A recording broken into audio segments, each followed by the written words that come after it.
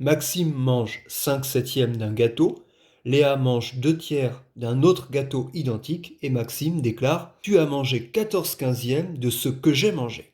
L'idée c'est de comprendre comment Maxime a-t-il pu trouver ce résultat. Il s'agit donc de savoir que représente 2 tiers par rapport à 5 septièmes. 2 tiers c'est égal à quelle fraction de 5 septièmes? Autrement dit, 2 tiers est égal à quelle fraction fois 5 septièmes? Il s'agit donc de trouver la fraction qui va dans cette case vide. Cette case vide, vous le savez, c'est le résultat de la division de 2 tiers par 5 septièmes. On veut donc savoir par quel nombre il faut multiplier 5 septièmes pour obtenir 2 tiers.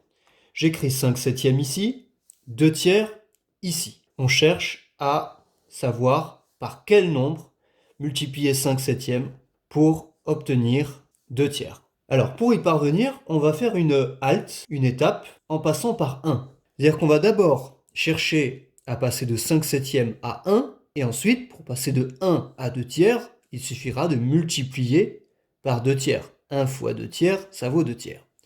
Comment passer de 5 septièmes à 1?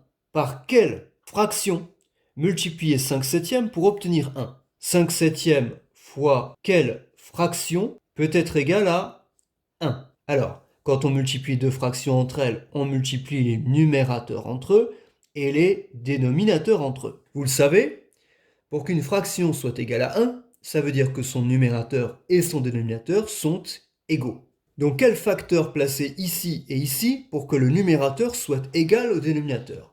Eh bien très simplement, si je place 7 ici et 5 ici, le numérateur et le dénominateur sont égaux puisque chacun vaut 5 fois 7, 7 fois 5, 35. Donc ici, j'ai 7 et là, j'ai 5. Il suffit donc de multiplier 5 septièmes par 7 cinquièmes pour obtenir 1. Ce nombre, on dit que c'est l'inverse de 5 septièmes puisqu'on a inversé le numérateur et le dénominateur de la fraction. Pour passer de 5 septièmes à 1, on a donc multiplié par 7 cinquièmes.